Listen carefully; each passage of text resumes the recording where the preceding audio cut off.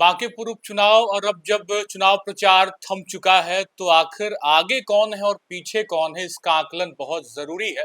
अब से अगले 24-30 घंटे क्या होगा, वो क्या फैक्टर रहेंगे जिस पे ये चुनाव तय होगा और ये तय होगा कि आखिर ये सीट किसी नए प्रत्याशी यानी कि क्या प्रशांत किशोर की झोली में जाएगी या फिर वापस से जिसका गढ़ है यानी कि बीजेपी इस सीट को वापस बचा लेगी। तमाम ऐसे विषय हैं जिन पे जानना बहुत जरूरी है और वो फैक्टर क्या रहे इस पूरे चुनाव में, पूरे 1-1.5 महीने क्या रहा, किस तरीके से चुनाव लड़ा गया और किन विषयों पे ये चुनाव आगे बढ़ता दिख रहा है और अगला 24 घंटा कितना निर्णायक होगा, इन्हीं सब विषयों पे बातचीत करेंगे। हमारे साथ राजनीतिक विश्लेषक रामबंधु वत्स सर हैं। सर, क्या दिख रहा है, फैक्टर क्या है, या फिर हम ये कह लें कि प्रशांत जिस तरीके से इस चुनाव में आए 1-1.5 महीने पहले, जिस तरीके उनकी उम्मीदवारी तय हुई, बहुत पॉजिटिव रहा, या हम ये कह लें कि बीजेपी अपने गढ़ को बचाने में कामयाब होती दिख रही है, या ये कहें कि कल तेजस्वी के आने के बाद, उनकी रैली के बाद अब सीट का समीकरण एकदम अलग हो गया। देखिए, तेजस्वी के आने के बाद तो समीकरण में बदलाव हुआ है। बदलाव बिल्कुल हुआ है क्योंकि तेजस्वी की अपनी एक जो पकड़ है, जो जो जातिगत पकड़ है, उस पकड़ पे वो मेहनत कर रहे हैं। लेकिन आरजेडी से जो अल्पसंख्यक समाज नाराज है, वो ऐसा नहीं है कि तेजस्वी यहाँ अनुपस्थित थे इसके लिए नाराज हैं। वो नाराज हैं, उनके अपने कारण हैं। उनको लगता है कि उस पार्टी में उनको उतना सम्मान नहीं मिल पाता, तो वो उस नाराजगी के कारण ही वो आरजेडी से जनसुराज की ओर जा रहे हैं। तो उनके आने से कोई फर्क पड़ेगा, मुझे लगता है कि ऐसी बात नहीं है। जो जिनको जाना है वो चले जाएंगे। शेष जो आरजेडी का अपना जो जाति का समीकरण है, उस पर प्रभाव पड़ सकता है। तो कहीं ना कहीं आरजेडी मजबूत तो होगी ही।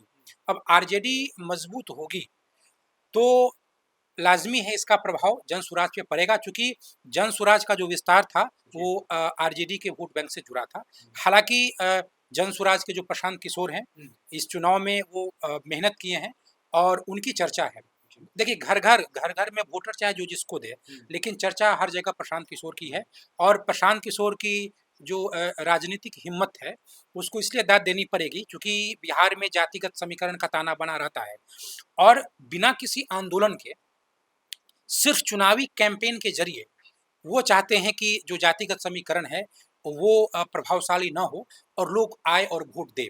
तो मुझे लगता है कि इसके लिए की हिम्मत चाहिए। अब ये कितना प्रभावशाली होगा, ये तो आने वाले 2-4 दिनों में पता चल जाएगा। लेकिन ये चुनाव बहुत ही रोचक रहा। और सबसे बड़ी बात ये है कि इस चुनाव में कुछ खास बिंदु मुझे लग रहा है।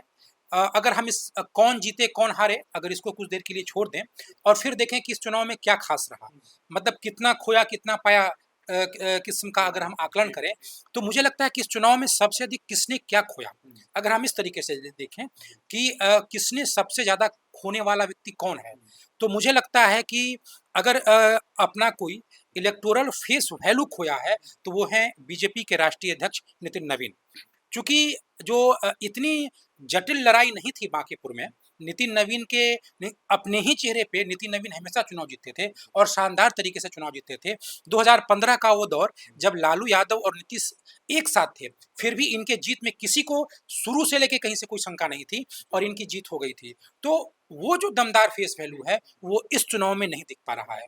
बीजेपी का जो नामांकन कांड हुआ, जिस तरीके से उम्मीदवार आए और हटाए गए, बदले गए, वहाँ से जो इनकी जो अपनी फेस वैल्यू रहे, वो जो गड़बड़ाना शुरू हुई है, वो मुझे लगता है कि अभी तक सुधरी नहीं है। दूसरी बात ये है कि अपने आप में मुझे लगता है कि नितिन नवीन के लिए या बीजेपी के लिए बात खास है कि नितिन नवीन का राष्ट्रीय अध्यक्ष बनना लगता है कि बांकीपुर या पटना के लोगों के लिए उत्साहजनक बात नहीं है।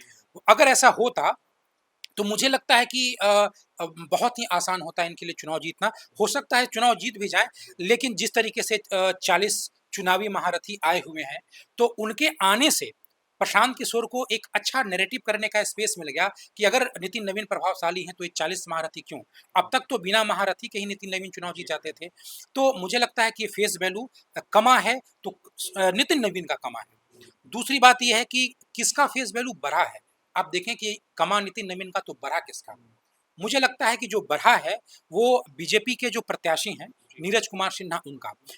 समझिए कि कितने जटिल दौर में और एक आलोचनात्मक दौर में उस घड़ी में नीरज कुमार सिन्हा का के नाम की घोषणा हुई थी। और जिस तरीके से पत्रकारों से उनको बचाया जा रहा था, छुपाया जा रहा था, और उसके बाद वो जब कभी भी मीडिया से सामना होता तो उनकी जुबान लड़खड़ा जा रही थी, वहाँ से उनकी इमेज शुरू हुई। और जब उन्होंने कहा कि अपने पारिवारिक और आर्थिक स्थिति के बारे में बताया, कहा कि मैं किराए पे मकान में रहने वाला, हाफ पैंट पहन के सेकेंड हैंड बाइक पे घूमने वाला कार्यकर्ता हूँ, वहाँ से वो संवेदना बटोरना शुरू किया। और देखिए, चुनाव में एक नैरेटिव था कि एक तरफ प्रशांत किशोर जैसा एक ऐसा नेता जिनकी केवल देश में नहीं विदेशों में भी छवि है, दूसरी तरफ एक ऐसा बीजेपी का उम्मीदवार जिसको मुझे लगता है कि बांकीपुर में भी हर कोई नहीं जानता है। वहाँ से एक बात शुरू हुई थी, और और वो जो संवेदना वो अपनी पारिवारिक आर्थिक परिस्थितियों में जो जीतना शुरू किया, लोगों को लगा कि ये इतना आसान लड़का है, इतना सहज है, अगर ये विधायक बनेगा तो इससे मिलना, इससे अपनी बातें कहना मेरे लिए आसान होगा। उनका एक वीडियो भी आया कि अगर मैं जीत जाऊंगा तो मैं हाफ पैंट पहन के ही घूम जाऊंगा, बाइक पे ही घूम जाऊंगा, मुझे कुछ नहीं चाहिए। तो संवेदना वो लूट चुके हैं, तो उनका फेस वैल्यू बढ़ा है। दूसरी बात ये है कि इस इलेक्शन में एक और खास बात है, प्रायः इलेक्शन में पहले नंबर के लिए संघर्ष होता है, इस इलेक्शन में दूसरे नंबर के लिए भी संघर्ष हो रहा है, और वो संघर्ष करती हुई दिखाई दे रही है आरजेडी। आरजेडी जो हमेशा यहाँ पे दूसरे नंबर पे रही है, इस बार वो दूसरे नंबर के लिए भी संघर्ष कर रही है। देखिए कौन जीते, बीजेपी जीते, प्रशांत जीते, जनसुराज जीते, कोई भी जीते, लेकिन दूसरे नंबर पे क्या आरजेडी आ पाएगी, ये भी तो एक बड़ा सवाल है। क्योंकि जिस तरीके से यहाँ छात्र आंदोलन हुए, रेखा गुप्ता का जो प्रचार रहा, और तेजस्वी यादव गायब रहे, उनके वोट बैंक में एक तरीके से निराशा थी। तो ये भी एक खास बात है कि दूसरे नंबर के लिए भी उतनी ही तगड़ी लड़ाई है, और वो लड़ाई कर रहे हैं तेजस्वी यादव। और एक एक और अनोखा एक पहलू ये है कि एक ऐसा इलेक्शन रहा जो जिसने दो भाइयों को आपस में मिला दिया। इससे पहले आप देख रहे होंगे कि तेजस्वी यादव और तेज प्रताप यादव में अब तक कितनी पारिवारिक कटुता रही, परिवार से निकाल दिया गया। इस बार वो जिस तरीके से जेल गए, और उनके जेल जाने पे प्रशांत किशोर की भी अपनी एक दावेदारी हो रही है, और तेजस्वी यादव की भी दावेदारी हो रही है। ये सारी बातें हैं जो इस इलेक्शन में काफी अनोखी है। थोड़ा सा प्रशांत किशोर के फैक्टर पे बात कर लेते हैं कि आखिर ये चुनाव अब उनके लिए कितना मजबूत या कारगर दिख रहा है, क्योंकि आज प्रचार तो थम ही गया। फिर भी प्रशांत क्या उस स्थिति को भुना पाए जो उन्होंने डे वन से शुरू किया था, चाहे वो कास्ट से ऊपर उठ के वोट करने की अपील की हो, चाहे उनका सम्राट पे टारगेट कर देना हो, या फिर तमाम मुद्दों पे था कि आप वोट करिए सिर्फ एक चीज पे कि बांकीपुर जिताएंगे तो सम्राट सीएम पद से हट जाए। देखिए, निश्चित रूप से और बेझिझक इस बांकीपुर बाई इलेक्शन में मैन ऑफ द मैच तो प्रशांत किशोर ही है। जीते चाहे कोई, या उनका उनका जो अपना प्रदर्शन हो, वो प्रतिशत कितना वोट प्रतिशत लाएंगे, जो जो भी लाएं, लेकिन जिस तरीके से वो आए और पूरे चुनाव को अपनी ओर केंद्रित कर दिए, वो तो स्वयं नितिन नवीन भी नहीं कर पाए।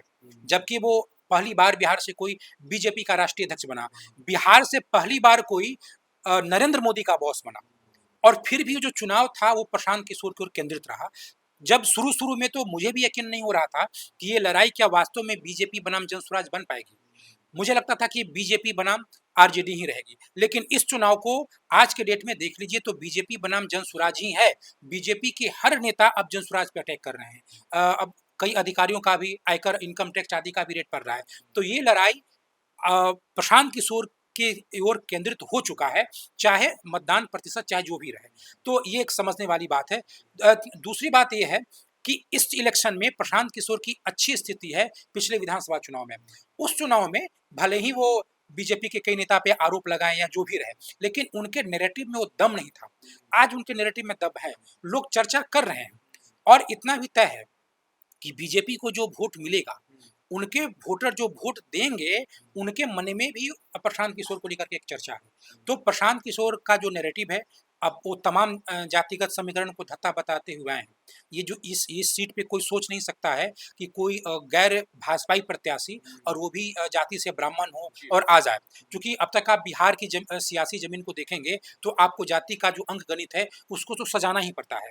तो कम से कम उनमें एक हिम्मत है, और मैं उन्हें चुनावी योद्धा भी मानता हूँ। वो आए, लड़ गए, और कम से कम नैरेटिव वाला वो जो महफ़िल है, उसको तो उन्होंने लूट ही लिया है कि बदलाव और बनाम विकास। बदलाव की बात हो, या जो विकास के दावे जो बीजेपी कर रही है, उसका क्या यथार्थ है। तो कहीं न कहीं से मुझे लगता है कि प्रशांत किशोर के लिए मतलब एक बेहतर स्थिति है। राजनीतिक तौर पे खासकर जो अपने लोग हैं, जो जन स्वराज के लोग हैं, उनके उत्साह के लिए भी ये उनका यहाँ पे आना, लड़ना, वो सब सकारात्मक ही रहा। एक आखिरी सवाल के साथ खत्म करेंगे, चूंकि अब तो प्रचार के बाद अगला जो 24-30 घंटा होगा वो उनके लिए बड़ा निर्णायक होगा, जो साइलेंट वोटर हैं, जो घर में बंद हैं, जो कहीं निकल के कुछ बोल नहीं रहे हैं, ना मीडिया के साथ बातचीत कर रहे हैं, ना अपने आसपास के मोहल्लों में बातचीत कर रहे हैं, जो घर में आकलन कर रहे हैं, टीवी देख रहे हैं, फोन चला रहे हैं और ये समझ रहे हैं कि क्या बदलाव सही होगा या वापस बीजेपी को लाना सही होगा। उस साइलेंट वोटर की दिमाग के अंदर क्या चीजें चल रही हैं जो इस चुनाव को बदल देगा, इस पे कुछ आकलन है? देखिए, जो साइलेंट वोटर है, वो निश्चित तौर पे साइलेंट तभी होता है जब वो जो सत्ताधारी है या जो जीता हुआ उम्मीदवार है, उनके खिलाफ उनके मन में कुछ चल रही है। एक ये बात हुआ, क्योंकि जो जाति से ऊपर उठकर वोट देने वाला वोटर है, वो बोलता है समाज में, और वो नोटा का भी वोटर होता है। पिछली बार भी कई सीटों पे नोटा का अच्छा खासा वोट आया था। तो जो जाति से उठ गया, तो वो नोटा का भी हो सकता है, वो प्रशांत किशोर का भी हो सकता है। साइलेंट वोटर अगर जो हो, तो साइलेंट वोटर मुझे लगता है कि केवल प्रशांत किशोर का होगा, क्योंकि आरजेडी को वोट देने के लिए साइलेंट रहने की वोटर को जरूरत नहीं है, और बीजेपी के लिए तो खैर बिल्कुल ही नहीं है। और कुछ ऐसा बदलाव आरजेडी से नहीं हो रहा है कि आरजेडी के जातिगत समीकरण में कुछ साइलेंट वोटर हैं जो सीधे बीजेपी में चले जाएंगे, ऐसा कुछ है नहीं। तो वो इनके पक्ष में है। लेकिन जो असली लड़ाई है, अब प्रचार और भाषण और बयान की जो रफ्तार है वो थम चुकी है। अब जो मुख्य मुद्दा ये है कि जमीनी स्तर की लड़ाई, कि बूथ लेवल मैनेजमेंट कितना है, हर पोलिंग बूथ पे जो मैनेजमेंट है उसमें बाकी पुल के मूल जनता की हिस्सेदारी कितनी है, जो उनके पोलिंग एजेंट हैं वो अपने मोहल्ले, अपने वोटर के दिलो दिमाग मिजाज को कितना समझते हैं। तो अब जो 24 घंटे का जो समय या 30 घंटे का जो भी समय बचा है, वो बूथ कर्मियों के लिए है। और उसमें अगर प्रशांत किशोर किस हद तक टिकते हैं, क्योंकि आपके समर्थक जो लोग हों, जरूरी नहीं कि आपको वोट दे ही दें, तो उनको घरों से लाना, उनको चिन्हित करना, उनको घरों से लाना और उनको वोट देना, ये बहुत महत्वपूर्ण होता है। केवल उन वोटरों के सहारे आप मतदान को नहीं सौंप सकते हैं जो स्वतः घर से बाहर निकल के वोट दें। यद्यपि ये आदर्श स्थिति है, लोकतंत्र के लिए जरूरी है कि आपको कोई उंगली पकड़ के ले जाए तो आप मतदान दें, जरूरी नहीं है, आप स्वतः आए, लेकिन ऐसा प्राय होता नहीं है। तो महत्वपूर्ण बात यह है कि अब प्रशांत किशोर का, जन स्वराज का जो संगठन है, जो बूथ जो माइक्रो मैनेजमेंट जिसको हम लोग बोलते हैं, उसमें बांकीपुर के लोगों की कितनी हिस्सेदारी है, इस पे निर्भर करेगा। और इसी से लगता है कि चुनाव की जीत हार भी तय हो सकती है। और बिल्कुल मैनेजमेंट की बात है, और बीजेपी चुनाव को मैनेज करने में बहुत आगे दिखती है। वो किसी राज्य का चुनाव हो, बीजेपी मैनेजमेंट बहुत बेहतर करती है। तो यहाँ एक चुनौती है जनसुराज के लिए कि आखिर वो बूथ लेवल पे अपने टीम को कैसे काम में लाती है और किस तरीके से एक एक कार्यकर्ता वोट की तरफ आगे बढ़ते हैं। फिलहाल देखने वाली बात होगी, क्योंकि महज 24 से 30 घंटे अब बचे हैं।